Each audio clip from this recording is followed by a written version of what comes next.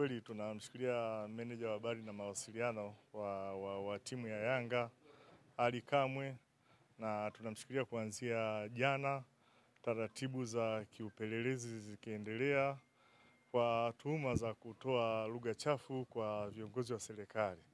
Kama mlivyoona, taratibu nyingine zinaendelea na zitakapokamilika tutaweza kutoa taarifa zaidi. Tumemwona Ali Kamwe ameshafikishwa hapa na ameingia huko ndani. Kiu ya watu wengi sana wanataka kufahamu nini ambacho kinaendelea, na je, Ali Kamwe atafanikiwa kuchomoka leo?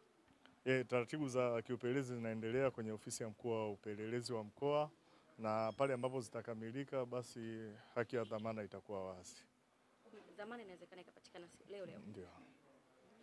Kamanda, umeona maoni ya watu wengi kuwa jambo hili limetokea kwenye michezo, lakini na nini mamlaka amoni kama mnaingilia sasa mambo ya michezo ambayo ni mbaya zaidi kwenye usalama wa michezo nchini? Hili ni kosa ambalo amelifanya na amelifanya dhidi ya kiongozi. Linaweza kuwa na athari kubwa, na ukiangalia hata kwenye maneno ambayo ameyatamka, anatamka kuitaja ama kama kwenda kuisemea kwa mamlaka ya uteuzi ambayo inamhusu kiongozi mkubwa. Hili ni kosa. Tunapozungumzia mambo ya michezo yazungumziwe kwenye mipaka ya mambo ya michezo, lakini mambo mengine ambayo yanahusu heshima na hadhi za viongozi yanatakiwa kubaki kwenye mstari wake. Taratibu za kiupelelezi zinaendelea na tutakuja kujulisha pale ambapo zitakamilika.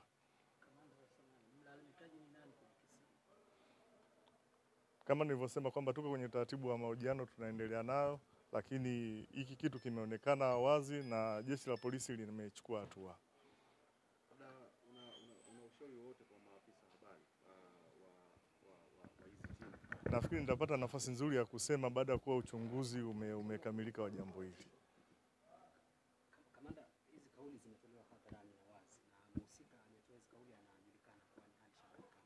Pengine upelelezi huu utachukua muda gani na nini inaenda kupeleleza wakati kauli tayari tushaziona ni za wazi kabisa na yeye ndio amezitoa? Tunalifanya kwa haraka na tutafikia hatua ya mwisho mapema inavyowezekana, na kama nilivyosema kwamba baada ya kukamilisha vitu vichache leo hii haki ya dhamana itakuwepo. Na mshtakiwa pengine anaweza karuhusiwa na uchunguzi ukaendelea? Ndio. Kwa Ali Kamwe, kwa taarifa za jeshi la polisi bado anaendelea kuwa korokoroni. Kama nilivyosema kwamba tunamalizia vitu vichache, haki ya dhamana itakuwa wazi.